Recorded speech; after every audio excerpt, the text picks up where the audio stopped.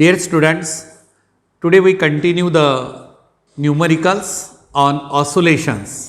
Now see the numerical number 64. A body executing linear simple harmonic motion has a velocity. How much is the velocity?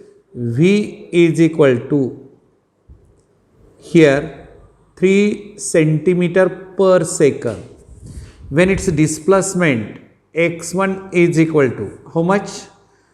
4 centimeter, and velocity v2 is equal to 4 centimeter per second when its displacement x2 is equal to 3 centimeter. Then amplitude of oscillation a बरोबर काढायचा आहे बेटा. आता अशा टाईपचा एक numerical मी तुम्हाला shortcut formula सांगितला होता. अत्यंत इम्पॉर्टंट कन्सेप्च्युअल आहे इथं. Shortcut formula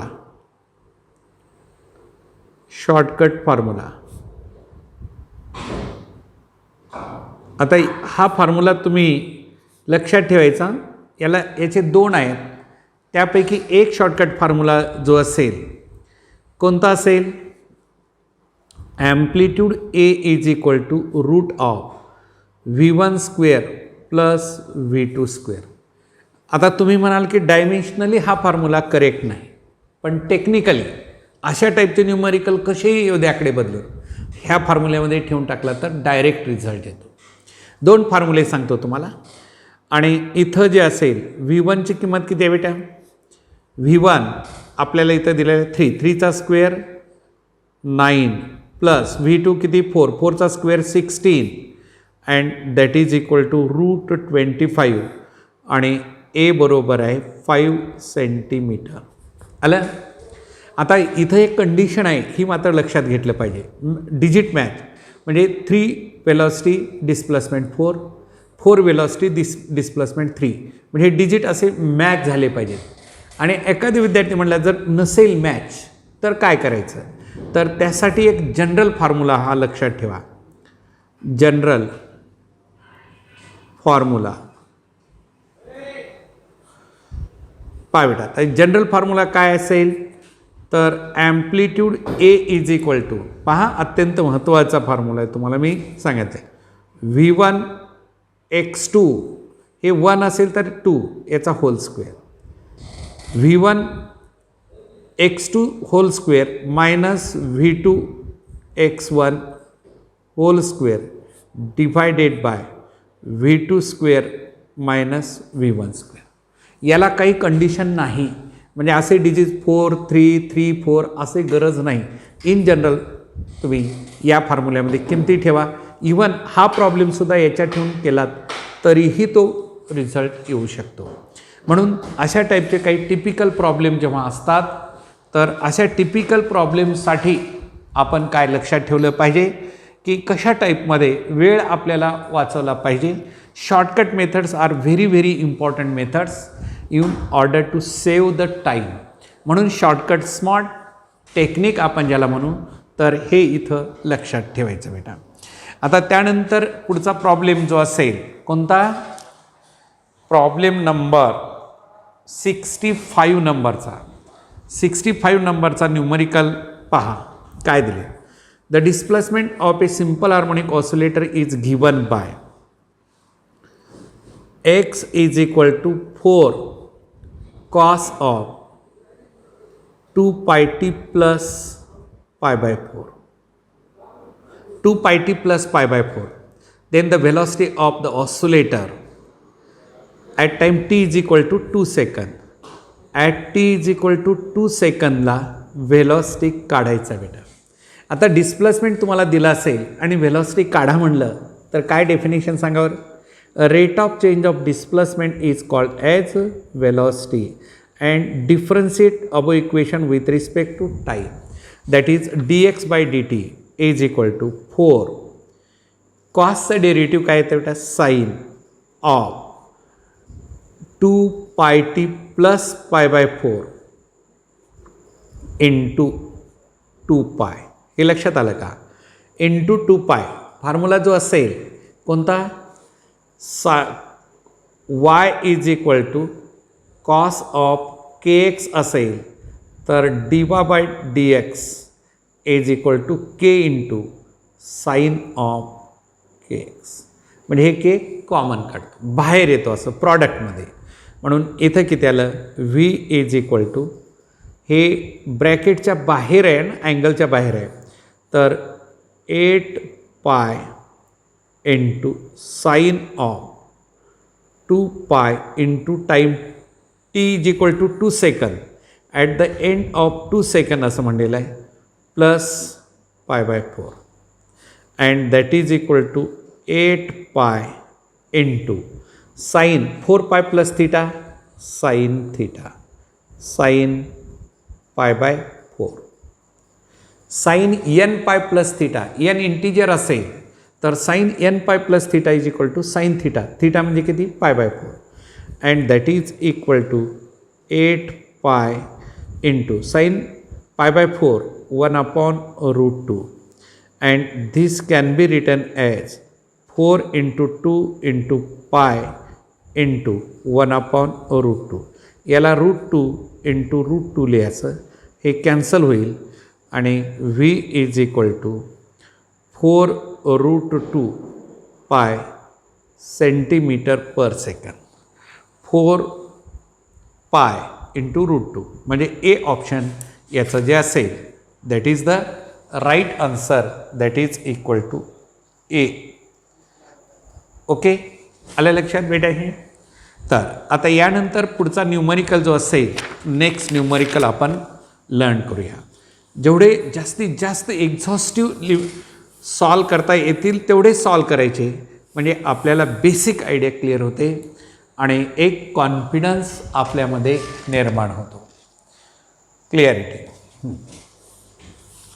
a particle is executing SHM with frequency of, म्हणजे किती दिलेली frequency, n is equal to 1/8 hertz. If it starts motion from the mean position at time t is equal to 0, the ratio of distances covered by the particle in first x1 and in second ratio of distances पहिल्या सेकंदातलं आणि दुसऱ्या सेकंदातला अंतर किती असेल हे इथं तुम्हाला विचारले बेटा. तर पहिल्या सेकंदातलं म्हणजे x1 is equal to A sine of omega t, x1 is equal to A sine omega t आणि motion starting from mean position असं म्हणलेलं आहे.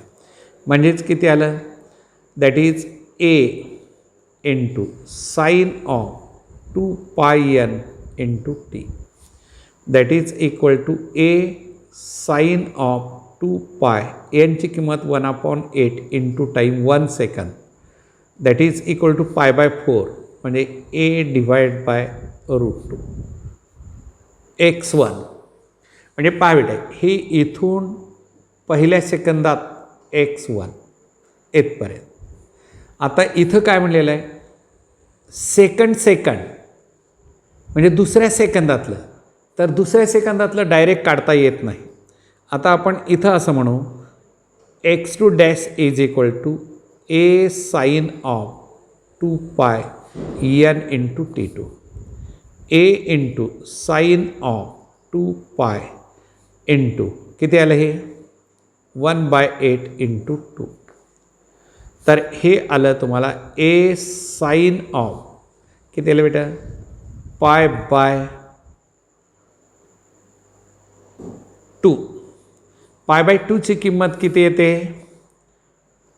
x2 dash is equal to A into 1, sine pi by 2ची किंमत 1 and that is equal to A. Right, हे x2. आता तुम्हाला x2 is equal to x2 dash minus x1, म्हणजे हे इथून इथपर्यंत हे x1 इथपर्यंत झालं आणि इथून इथपर्यंतचं जे डिस्टन्स आहे हे किती आहे x2 2 सेकंदातलं, हे t इज इक्वल टू 1 सेकंदातलं आणि हे t इज इक्वल टू 2 सेकंदातलं. आता हे दुसऱ्या सेकंदातलं काढायचं आहे, म्हणजे x2 मधून x1 वजा करायचं आहे. हे x2 डॅश बेटा आणि इथून इथपर्यंतच x2 आहे असं आहे. तर हे किती आलं सांगा आता. x2 dash is equal to a minus a by root 2. a common काढलं मी, 1 divide by 1 upon root 2 is equal to root 2 minus 1 divide by root 2. आता याचा रेशो घ्यायचा आहे. काय घ्यायचं आहे, x1 डिवाइड बाय x2. x1ची किंमत a divide by root 2 divided by root 2 minus 1 divided by root 2. हे रूट 2 कॅन्सल इंटू a. हे a सुद्धा cancel and that is equal to 1 upon root 2 minus 1. 1 upon root 2 minus 1 is the result. Problem सोपा आहे पण थोडासा लेंदी आहे. लेंदी जरी problem असेल तर काही हरकत नाही, फक्त सॉल्व करायचं बेटा. एक वेळेस प्रोसिजर लक्षात आली की न्यूमरिकलची काही अडचण येत नाही. हां, आता पहा पुढचा next problem 67. You read this problem carefully. If the maximum speed of SHO simple harmonic oscillation is V max तुम्हाला किती दिलेलं आहे, pi metre per second. Its average speed during one oscillation. V average during one oscillation काढायचं आहे बेटा. हां, सांगावर काय formula. V average is equal to total distance divided by total time. Total distance एका ऑसोलेशनमधला, हे इथून इथपर्यंत a, रिटर्न a, परत इकडे a आणि परत a. डिस्टन्स म्हणायचं आहे, डिस्प्लेसमेंट नाही. म्हणजेच किती आलं हे 4a डिवायडेड बाय t आणि that is equal to 4a capital T 2 pi by omega that is equal to 4a omega divided by 2 pi. म्हणजे इथं आलं हे 2a ओमेगा अपॉन पाय. आता डायरेक्टली 2 इंटू a ओमेगा म्हणजे V max bye पाय. पाय भेटत V ॲव्हरेज बरोबर 2 इंटू V मॅक्स तुम्हाला दिलेला आहे pi divided by pi is equal to 2 metre per second. 2 metre per second. V average is equal to 2 metre per second. आता direct हा फॉर्म्युला जरी वापरलात तरी चालतं, पण सर्वच फॉर्म्युले पाठ होतील असं नाही. फॉर्म्युल्याला आपण काय करावं लागेल, म्हणजे कशा पद्धतीनं बेसिक कन्सेप्ट क्लिअर अंडरस्टँडिंग ही आपल्याला हवी पाहिजे. आणि ती जर क्लिअर झाली तर न्यूमरिकलमध्ये काहीसुद्धा अडचण येऊ शकत नाही. चला बेटा, आता नेक्स्ट प्रॉब्लेम, पुढचा प्रॉब्लेम जो असेल तो 68 नंबरचा. प्रत्येक प्रॉब्लेम एक दुसऱ्यापासून वेगळ्या टाईपचा आहे, म्हणून प्रत्येक प्रॉब्लेम लर्न करते वेळेस त्याची conceptual understanding. A particle is performing linear SHM at a point A on its path. आहे बेटा, आता ही मेन पोझिशन, हा पॉईंट ए आहे.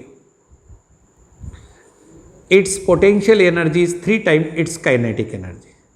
ए टाईमला potential energy is equal to 3 times kinetic energy. Potential energy at A is equal to 3 time its kinetic energy. Another point B on the same path, म्हणजे तो point B इथं घेऊया, या B पॉईंटला. Its kinetic energy at B is equal to 3 times potential energy at B. Its kinetic energy is 3 times potential energy. Kinetic energy at B is equal to 3 times potential energy at B. The ratio of the potential energy at A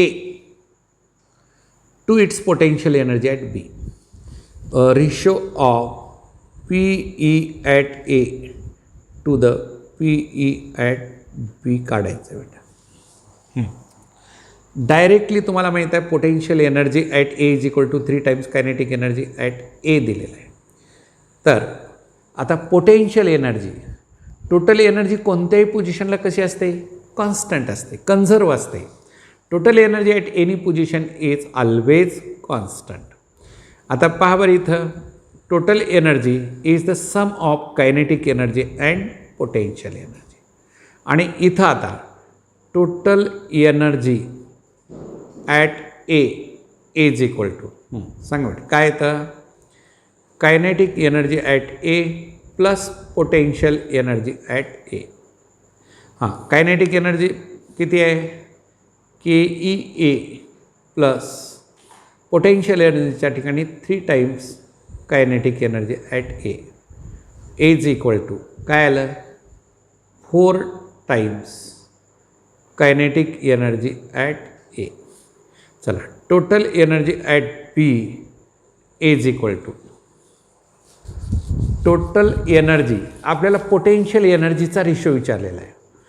तर potential energy एची potential energy, तर total energy is equal to kinetic एनर्जीच्या ठिकाणी आपल्याला काय ठेवायचं आहे? 1/3 of potential energy. पहा बेटा, इथं काय करा, म्हणजे याला एलिमिनेट करायचं आहे. कायनेटिक एनर्जीचा रेशो नाही विचारलं, पोटेन्शियलचा विचारलेला आहे. म्हणून आपण काय करायचं इथं?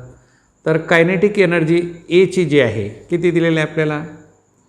Kinetic energy P is equal to इथं काढा, म्हणजे kinetic energy at A is equal to 1/3 of potential energy at A. म्हणून 1/3 of potential energy at A plus potential energy at A is equal to 4/3 PE A.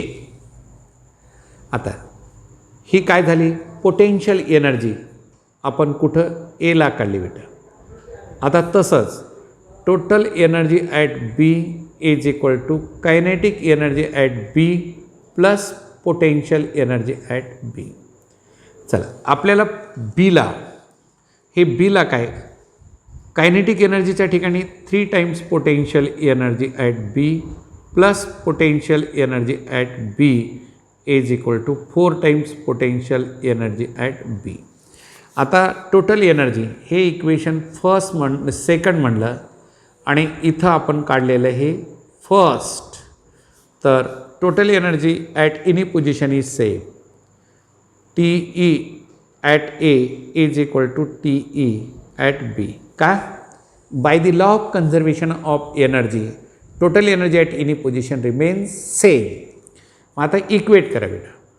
4/3 PE A is equal to 4 PE B.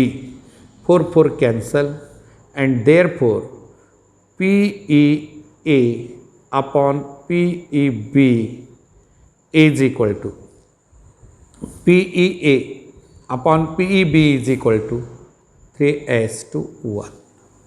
आपल्याला इथं answer दिलेला आहे तुम्हाला 68चं 3:1. थोडंसं लेंदी problem आहे, पण problem simple आहे आणि थोडासा कन्सेप्ट ओरिएंटेड आहे. कन्झर्वेशन ऑफ एनर्जीचा हा न्यूमरिकल आहे आणि त्या पद्धतीनं या प्रॉब्लेमकडे पाहायचं आहे आपल्याला. चला पुढे अत्यंत महत्त्वाचा एक्झामला विचारलेला हा प्रॉब्लेम आहे 69 नंबरचा. A body of mass M बरोबर किती दिलेलं आहे तुम्हाला? 25 ग्रॅम CGS मध्ये performs linear HHM. The force constant of the motion is K 400 dyne per centimetre.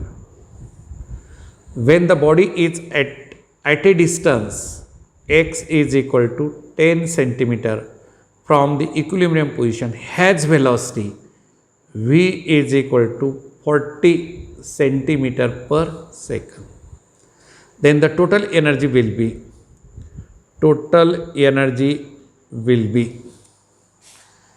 काय formula total energy? Total energy is equal to that is TE is equal to 1/2 m omega square a square. 1/2 m omega square a square. तर velocity तुम्हाला दिलेली आहे ना, या व्हेलॉसिटीचा use करून तुम्हाला काय काढावं लागेल? V is equal to omega root of A square. Amplitude काढलंच पाहिजे. आणि ॲम्प्लिट्यूड कसं काढणार? K is equal to M omega square. There four omega square is equal to K divide by M. What is K? 400 divided by M 25. CGS मध्ये 25 एक 25 आणि किती उरले? 15. म्हणजे ओमेगाची किंमत आली बेटा इथं 4 रेडियन पर सेकंड. ओमेगाची किंमत, omega value is 4 radian per second आली. आपल्याला टोटल एनर्जीमध्ये ओमेगा आता ए काढायचा आहे. व्हेलॉसिटीच्या फॉर्म्युल्यामध्ये V is equal to omega root of A square minus X square. व्हीची किंमत किती दिली तुम्हाला? 40. ओमेगा काढलात 4. ए काढायचा आहे मायनस एक्स स्क्वेअर. एक्स किती आलं रे? एक्स किती दिलेला आहे? 10. 10चा स्क्वेअर किती? 100. इथं आलं हे 10 इज इक्वल टू किंवा स्क्वेअर करा 100 is equal to A square minus 100 आणि A square is equal to 200. आलं ना लक्षात? 200 कसं आलं? इकडचं मायनस इकडे आलं. आता ठेवून टाका. Total energy is equal to 1/2. Mass किती? 25. ओमेगा स्क्वेअर, ओमेगा स्क्वेअरची किंमत 16. 4चा स्क्वेअर. A square 200. तर पहा बेटा इथं किती आलं हे? इथं येईल हे कॅन्सल केलं 100. हां, ह्या 2 आता म्हणजे 25 इंटू 16 इंटू 100. हां, 25 अक्क 150ला 0. आजचे किती आले? 15. 25 आणि 15 40. That is equal to 4 into 10 to the power 4. अर्गमध्ये result 4 into 10 to the power 4 erg is the result of this numerical. अलग लक्षामध्ये बेटा या ठिकाणी इनडायरेक्टली आपल्याला काय काय दिलं होतं आणि काढायचं काय होतं? ओमेगाची किंमत काढल्याशिवाय टोटल एनर्जी काढता येत नाही आणि ॲम्प्लिट्यूड शिवाय टोटल एनर्जी काढता येत नाही. म्हणून हे 2 हिडन क्वांटिटी अगोदर काढून घ्यायचे and then you put the values here and total energy of the particle performing oscillatory motion and with the help of this formula we can have the total energy. And this completes the 69 number numerical. So that next numerical काय बेटा आता पुढचा numerical जो असेल हा numerical number किती? Numerical जो असेल हा न्यूमरिकल नंबर 70 नंबरचा न्यूमरिकल. पहा, लक्ष देऊन वाचा तुम्ही, कॉन्सन्ट्रेट ठेवा. The kinetic energy of a body executing SHM is 16 joule. Kinetic energy performing SHM is 16 joule when it is at its mean position. If the amplitude of oscillation A is equal to 25 centimeter and mass of the body M is equal to 5.12 kg, then the period of oscillation capital D. Capital T.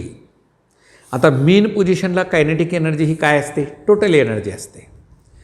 At mean position kinetic energy is the total energy. K E at mean is equal to total energy is equal to 1/2 m omega square A square. 1/2 m omega square A square. हां, आता काय दिलेलं आहे बेटा इथं? काढायचं आहे आपल्याला टोटल एनर्जी म्हणजे कायनेटिक दिलेली आहे मेन पोझिशनला. मास दिलेला आहे, ओमेगा काढायचा आहे, amplitude again given to you. So therefore omega square is equal to 2 times ही total energy divided by m into A square. Total energy जूलमध्ये 16 divide by mass 5.12 into amplitude 25 centimetre म्हणजे किती झालं रे? 0.25. 25 सेंटीमीटरच्या मीटरमध्ये 0.25 म्हणजे 1/4 हे असं येतं. म्हणजेच किती आलं हे? 8 इंटू 16 डिवायडेड बाय 5.12. परत मी काय करतो, डेसिमल पॉईंट इथं कॅन्सल केला, हे -2 घेतो बेटा आणि 16 कॅन्सल करा. 16 त्रिका 48, 3 16 2 32, 8 चौक 32 म्हणजे omega square is equal to 100 divided by 4 म्हणजेच 25 आणि ओमेगा इज इक्वल टू 5. आता ओमेगाची किंमत 5 असेल तर T is equal to 2π by omega आणि 2π बाय ओमेगा म्हणजे किती? 5 बाय ओमेगा म्हणजे 5. 2π by omega. The answer is 2π by omega म्हणजेच किती आलं रे हे? 2π बाय ओमेगा. बरोबर आहे ना? हां, तर टीच पिरियडच विचारलेलं आहे. Then the period of oscillation will be 2π by omega. परत एक वेळेस चेक करू. 2 into total energy 16 divided by mass 5.12 into हां याचा स्क्वेअर आहे ना 0.25 याचा स्क्वेअर राईट. म्हणजेच किती आलं हे? वर 16 इंटू 16 राईट. 16 एक कॅन्सल झालं आणि मग इंटू 16 ओमेगा स्क्वेअरची व्हॅल्यू जे असेल 16 इंटू 16 आता किती आलं? 16 हे 16 2 32 हे 8 वर ॲज इट इज म्हणजे 400 आलं आहे. इथं किती आलं? 400. हां, आता ओमेगाची किंमत किती येईल सांगा? 20. ओमेगाची किंमत 20 आणि T is equal to 2π by omega. 2π by 20 म्हणजेच किती आलं? पाय बाय 10 राईट आहे का? आन्सर पाय बाय 10 म्हणजे इथं 16 इंटू 16 आणि हे झालं 6 16 16 2 32 2 हे 2 4ला 8ला कॅन्सल झालं. इथं आलं किती? 2 4 इंटू +2 झालं वर 400. 400चं स्क्वेअर रूट किती? 20 आणि omega is equal to 2π by capital T आणि T is equal to 2π by omega and that is equal to here π by 10 म्हणजे 0.25 0.2 पाय हे असं येतं, आन्सर येतं बेटा. परत एक वेळेस चेक करायचं, स्वतः हे डाटा लिहून घ्यायचा एवढा आणि सॉल्व करत जायचं, तो रिझल्ट ॲटोमॅटिकली तुम्हाला येऊन जाईल. हा this is very very important. याला मी इथं लिहितोच, very very important IMP. Many times ask in the exam. Pi बेटा काय, if two particles performing SHM are given by, पहिलं इक्वेशन तुम्हाला इथं जे दिलेलं आहे, फर्स्ट इक्वेशन इथं बेटा पहा, चेक करा. x1 is equal to 10 sine of 3 pi T plus pi by 4, म्हणजेच amplitude A1 is equal to 10. आणि परत बेटा इथं x2 इज इक्वल टू 5. आता ब्रॅकेट सॉल्व करून घ्या. Second equation, sign of 3 pi T plus 5√3 cos of 3 pi T. आता याचं ॲम्प्लिट्यूड रिझल्टंट एक साईन आणि एक कोसाईन असेल तर R is equal to root of A1 square plus A2 square. चला, A1 किती 5, 5चा स्क्वेअर 25, A2 किती 5√3, 5चा स्क्वेअर 25 आणि √3चा 3, and that is equal to 25 plus 75 आणि R is equal to root of 100, A is equal to 10. तर A divide by R is equal to 10 divided by 10 is equal to 1:1. 1:1. इथं ratio of their ॲम्प्लिट्यूड्स असं विचारलेलं आहे. म्हणजे पहिल्याचा amplitude 10 आहे. इथं विद्यार्थी लक्ष काय ठेवतात, हेच ॲम्प्लिट्यूड असतात 5 डिवाइड बाय 2 2:1 लिहितात किंवा 1:2 असं येत नाही. हे 5नं ब्रॅकेट सॉल्व करा. ही कॉम्पोजिशन ऑफ 2 पॅरलल SHM आहे आणि मग याचं रिझल्टंट ॲम्प्लिट्यूड काढायचा आणि पुढे न्यूमरिकल सॉल्व करायचं बेटा.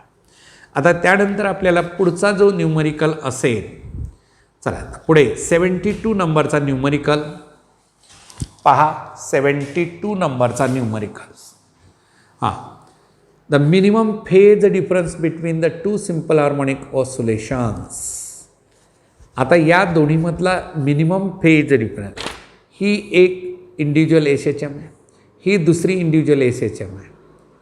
आता या दोन्हीमधला फेज डिफरन्स डेल्टा काढायचा आहे.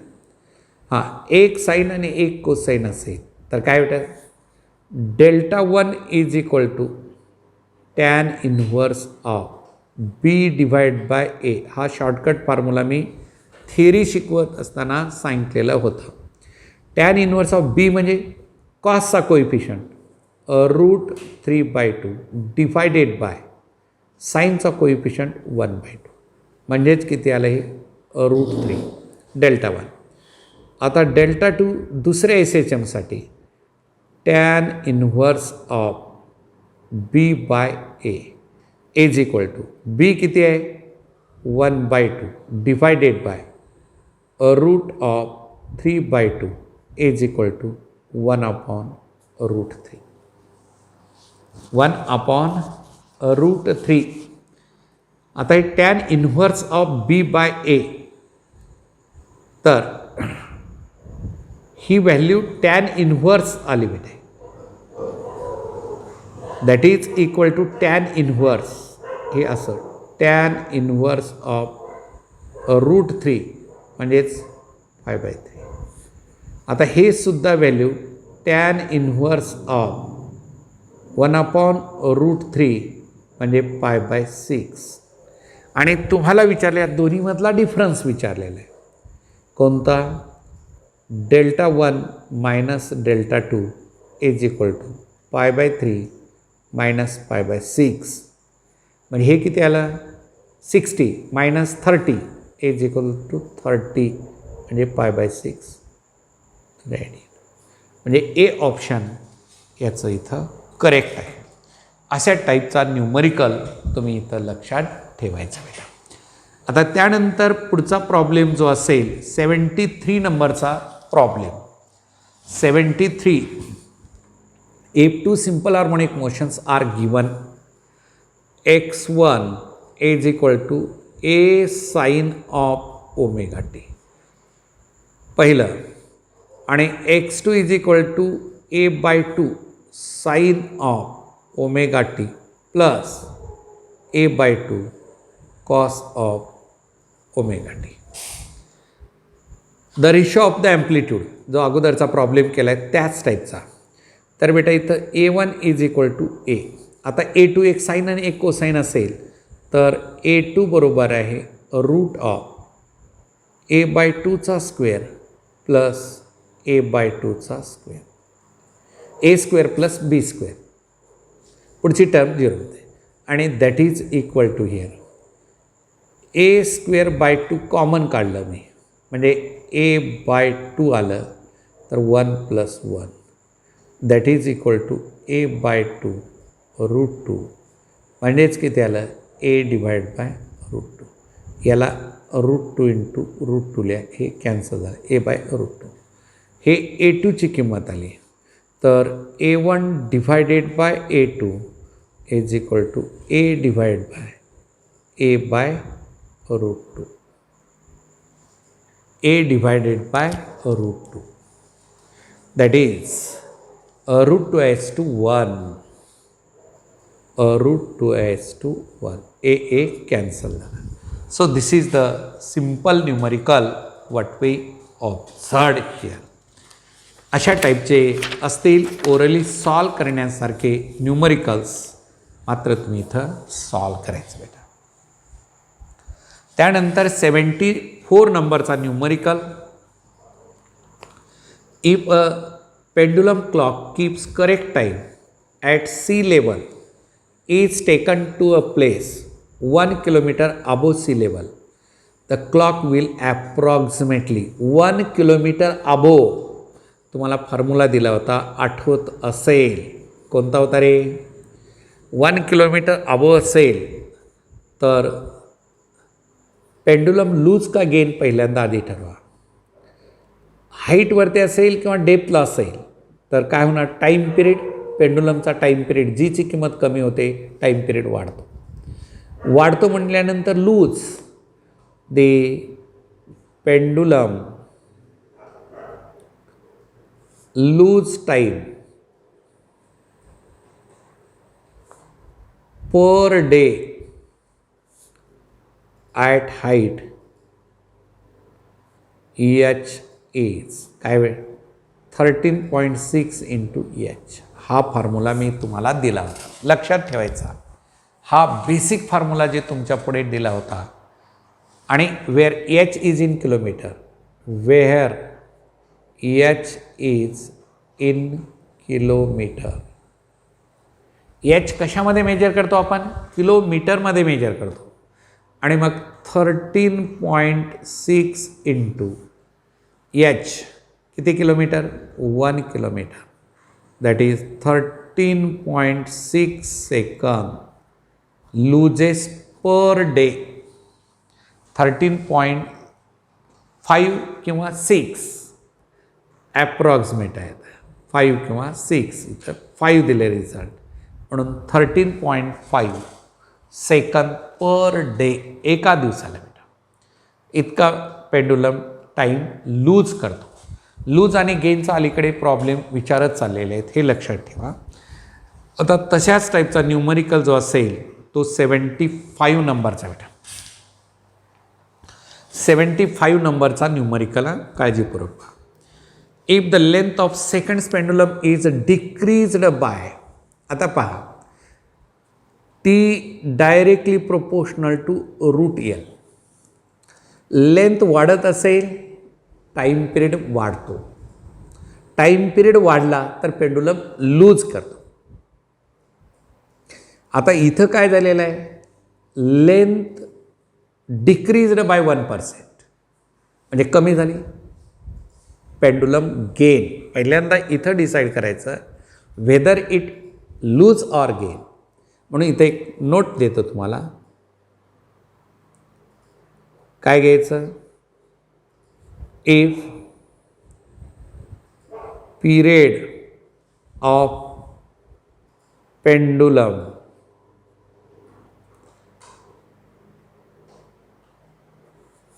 if period of pendulum decreases it gains time. मग कशामुळे, लेंथमुळे असेल, ग्रॅव्हिटीमुळे असेल, काही का असत नाही, आपल्याला त्याच्याशी संबंध नाही. लेंथ जर टाईम पिरियड कमी होत असेल तर तो काय करतो, गेन, आणि टाईम पिरियड वाढत असेल तर लूज. आता इथं तुम्हाला काय दिलेला होता फॉर्म्युला, आठवा बरं फॉर्म्युला काय दिला होता तुम्हाला, मी डिराईव्ह करून सांगितला होता. Pendulum gains time per day is equal to 432 into, आता हे कशामध्ये, पर्सेंटेजमध्ये, N times, N in percentage म्हणा. 1%, 2% किती असेल, तर किती आला याचा answer, that is 432 into 1 that is equal to wear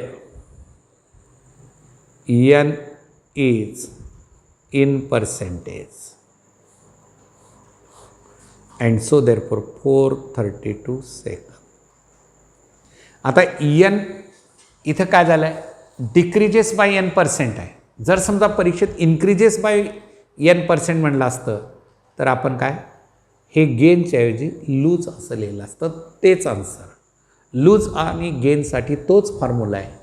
फक्त लेंथ कमी होत असेल तर गेन, आणि लेंथ वाढत असेल तर लूज असेल बेटा. म्हणजे अशा टाईपचे न्यूमरिकल जे असतील, अनेक वेळेस हे न्यूमरिकल तुम्हाला विचारत गेलेले आहेत, आणि मग प्रत्येक न्यूमरिकलकडे पेशन्स आणि कॉन्सन्ट्रेशन ठेवून सॉल्व करायचं प्रॉब्लेम. आणि अप्रोप्रिएट फॉर्म्युले जे दिलेले आहेत या टॉपिकमध्ये, एवढे शॉर्टकट फॉर्म्युले आहेत, तो जर फॉर्म्युला रिकॉल झाला योग्य वेळी तरच रिझल्ट येतो. फॉर्म्युले असे शॉर्टकट नाही आढळले तर प्रॉब्लेम सॉल्व करता येऊ शकत नाही. म्हणून याकडे खूप खूप कॉन्सन्ट्रेशन ठेवायचं आणि न्यूमरिकल सॉल्व करायचे बेटा. आणि आता पुढचं न्यूमरिकल आपण नेक्स्ट पिरियडला लर्न करूया.